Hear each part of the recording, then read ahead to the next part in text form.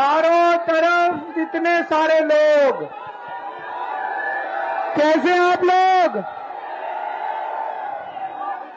मेरे को जेल में बहुत याद आई आप लोगों की।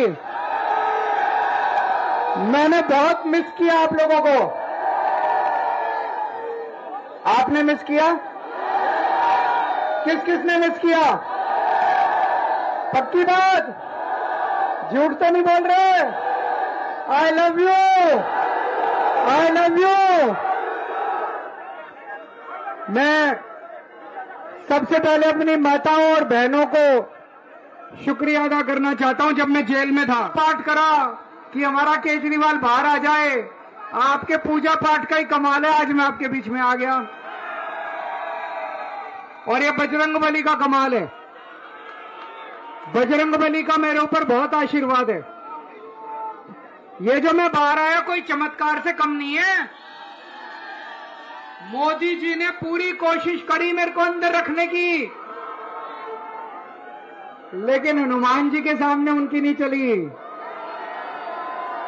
बजरंगबली के सामने मोदी जी की नहीं चली। बजरंगबली ने मेरे को बाहर भेज दिया आपके बीच में। मैं मन में सोच रहा था, मैं इतना छोटा सा आदमी हूं, मेरी छोटी सी पार्टी है, 2 राज्यों में हमारी सरकार है, पंजाब में, दिल्ली में। मोदी जी ने मेरे को जेल, मोदी जी तो इतने बड़े आदमी है, इतने बड़े, मेरे को जेल क्यों भेजा? वो दिल्ली के काम रोकना चाहते हैं। मेरा क्या कसूर है? मेरा कसूर ये है, मैंने आपके बच्चों के लिए अच्छे सरकारी स्कूल बनाए। मेरा कसूर ये है, मैंने आपके बच्चों का भविष्य बना दिया। मोदी जी ये सरकारी स्कूल बंद करना चाहते हैं, मेरे को गिरफ्तार करके दिल्ली के स्कूल बंद करना चाहते हैं। मैंने कहा मोदी जी को, प्रधानमंत्री जी आप तो इतने बड़े हो, देश के राजा हो, मैंने दिल्ली में 500 स्कूल बनाए, आप देश में 50,000 स्कूल बनाओ, तब तो आपका बड़प्पन है। आप केजरीवाल के स्कूल रोक दो, ये गलत बात है, ये देश के लिए अच्छी बात नहीं है कि नहीं है? मेरा कसूर है, मैंने आपके लिए दिल्ली में जगह जगह मोहल्ला क्लिनिक खोल दिए, आपके लिए फ्री दवाइयों का इंतजाम कर दिया, इलाज का इंतजाम कर दिया। मोदी जी दिल्ली के मोहल्ला क्लिनिक बंद करना चाहते हैं, इसलिए मेरे को जेल भेज दिया। मैंने कहा मोदी जी, मैंने दिल्ली में 530 मोहल्ला क्लिनिक बनाए, आप देश में 5 लाख मोहल्ला क्लिनिक बनाओ, हर गांव में खोल दो एक मोहल्ला क्लिनिक, तब तो आपका बड़प्पन है। आप केजरीवाल के भी मोहल्ला क्लिनिक बंद कर रहे हो, ये तो अच्छी बात नहीं है, गलत बात है, ये है कि नहीं है?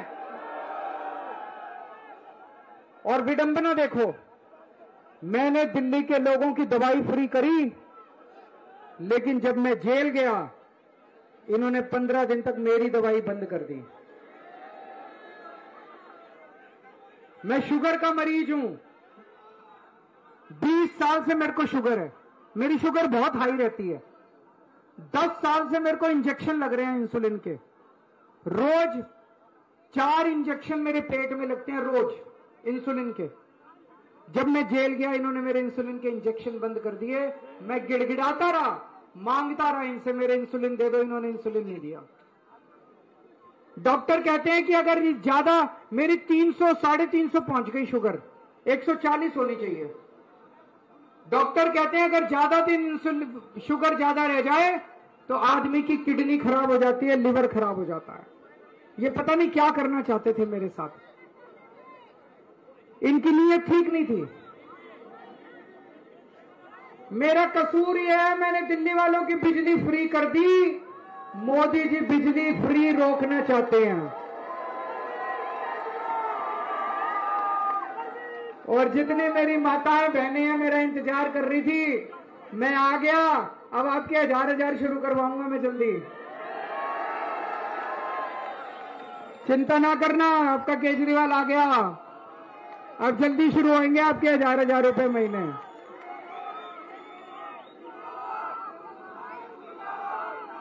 परसों एक इंटरव्यू आ रहा था आज तक पे,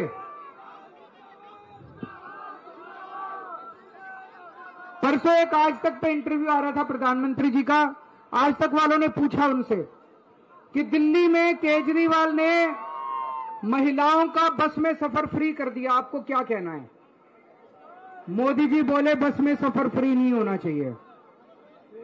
यार मैं मन में सोच रहा था, आप पूरे देश में करो तब तो बड़प्पन है, दिल्ली में मैंने कर दिया, आपको उसकी क्या मिर्ची लगी? आपको क्यों रोकना चाहते हो उसको? दिल्ली वालों का क्यों रोकना चाहते हो? पर रुकने नहीं दूंगा, केजरीवाल जब तक जिंदा है आपका रुकने नहीं दूंगा।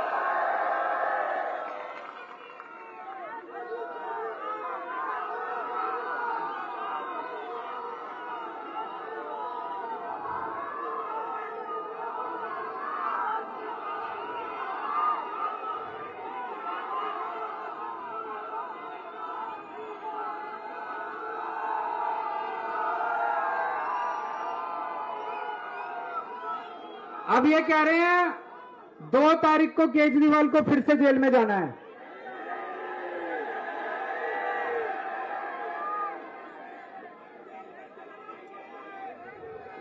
अब देख लो आप लोग, आपके हाथ में है।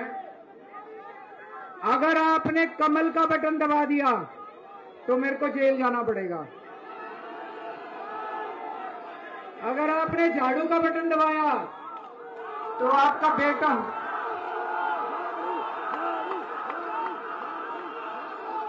वोट पड़ेगी, वोट पड़ेगी, वोट पड़ेगी, वोट पड़ेगी। जेल का बदला, जेल का जवाब, जेल का जवाब 25 मई, 25 मई।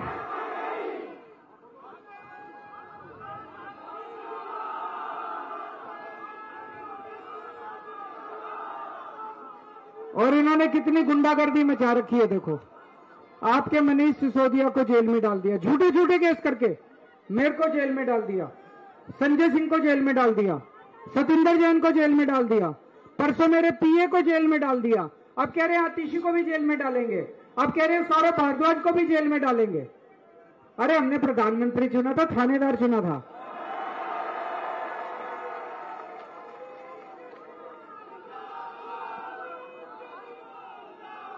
देश में लोग इतने दुखी हो रहे हैं, महंगाई हो रही है इतनी। प्रधानमंत्री को महंगाई दूर करने के बारे में सोचना चाहिए, पेट्रोल के दाम कम करने चाहिए, डीजल के दाम कम करने चाहिए, गैस का दाम कम करने चाहिए। सुबह से शाम तक हेमंत सोरेन को जेल में डाल दो, इसको जेल में डाल दो, इसको। ये गलत बात है, ये गलत बात है, ऐसे देश नहीं चलता। ये गुंडागर्दी है कि नहीं है? ये गुंडागर्दी है, ऐसे देश नहीं चलता, ऐसे देश नहीं चलता। मैं अभी देश भर से घूम के आ रहा हूं। मैं लखनऊ गया, बंबई गया, भिवंडी गया, हरियाणा गया, कुरुक्षेत्र गया, पंजाब गया। भाई साहब चारों तरफ लोग बहुत दुखी हैं, बहुत गुस्से में हैं, बीजेपी से बहुत नाराज हैं। चारों तरफ इतनी महंगाई हो रही है, घर में बच्चे बैठे हैं, रोजगार नहीं मिल रहा। मेरे से लिखवा लो भाई साहब, 4 तारीख को मोदी जी की सरकार दोबारा नहीं बन रही। अच्छे दिन आने वाले हैं, मोदी जी जाने वाले हैं। अच्छे दिन आने वाले हैं, अच्छे दिन आने वाले हैं।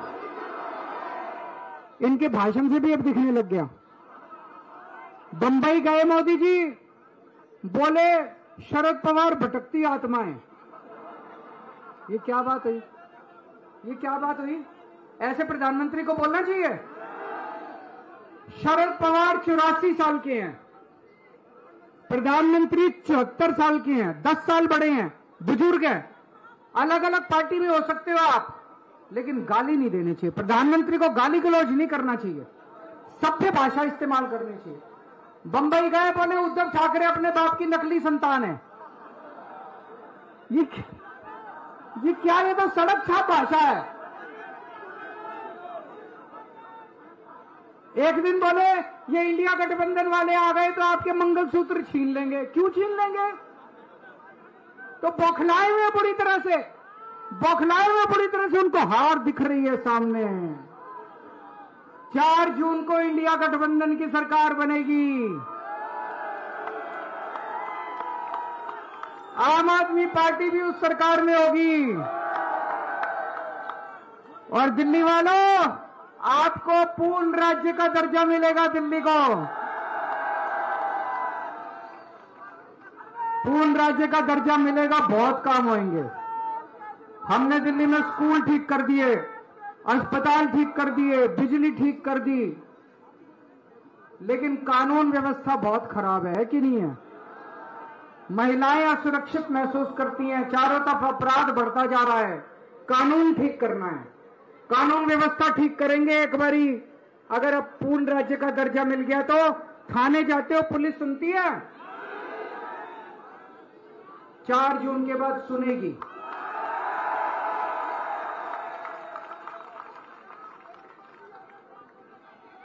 मैं जेल में जब गया उस वक्त मेरी बीवी, मेरी पत्नी ने मेरे को बहुत सहारा दिया। आज मैं अपनी पत्नी को साथ लेके आया हूं,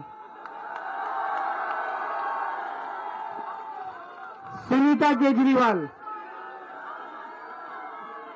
ये मेरे पास जेल में मिलने आती थी, संदेश लेके दिल्ली वालों का, दिल्ली वाले कैसे हैं मेरे को बताती थी। मेरे को चिंता रहती थी आप लोगों की, और मेरा संदेश आपके पास लेके आती थी कि सीएम साहब ये कह रहे हैं, आपके लिए ये कह रहे हैं। 2 शब्द ये भी कहेंगी।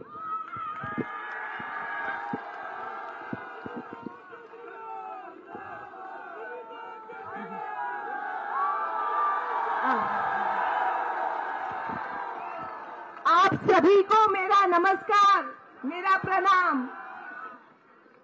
आप सभी की इतनी दुआएं लगी, इतना आशीर्वाद मिला, इसी की वजह से आज आपके मुख्यमंत्री मेरे पति हमारे बीच में है ना? भगवान भी सच का साथ देता है, खरी बात। अब आप सब चाहते हैं ना कि आपके मुख्यमंत्री आप ही के बीच में रहें और उनको दोबारा जेल ना जाना पड़े। अगर ऐसा ही हो तो आप सभी को 25 मई को सभी को जरूर वोट देने जाना है। जाएंगे? पक्की बात, कोई ना का नहीं, सबको जाना है। गर्मी होगी लेकिन जाना है, सबको वोट देने जाना है। झाड़ू का बटन दबाना है। बटन दबेगा, बटन दबेगा, बटन दबेगा। हम सब मिलकर लड़ेंगे और जीतेंगे। जय हिंद। तो इन्होंने जो बात कही 25 मई को, देखो गर्मी बहुत होगी, घर में मत बैठ जाना। कभी पंखे के नीचे, कूलर के नीचे, एसी के नीचे बैठ जाओ। आलस नहीं करना, तकलीफ होएगी, पसीना आएगा, लेकिन अपनी गली में देख लेना, जितने कांग्रेस के वोट हैं और जितने आम आदमी पे के वोट हैं, सारे वोट पड़ने चाहिए। एक एक वोट पड़ना चाहिए, कोई वोट छूटना नहीं चाहिए। आखिरी बात, बीजेपी ने बहुत, इनके इरादे इस बार बहुत गड़बड़ हैं। ये कह रहे थे ना 400 सीट चाहिए, 400 सीट चाहिए। क्यों चाहिए 400 सीट? क्योंकि इनको रिजर्वेशन खत्म करना है। इनको रिजर्वेशन खत्म करना है। बाबा साहब अंबेडकर ने जो संविधान बनाया था वो खत्म करना है इनको। कौन कौन बाबा साहब अंबेडकर से प्यार करते हैं? कौन कौन बाबा साहब अंबेडकर की इज्जत करते हैं? संविधान बचाना है कि नहीं बचाना? रिजर्वेशन रहना चाहिए कि नहीं रहना चाहिए? ये बीजेपी एससी, एसटी, ओबीसी का रिजर्वेशन खत्म करना चाहती है। हम किसी हालत में नहीं होने देंगे। ये आपके कुलदीप है, मोनू, ये यहां से खड़े हो रहे हैं। इनका 1 नंबर पे टॉप पे बटन है, 1 नंबर का बटन दबा दें।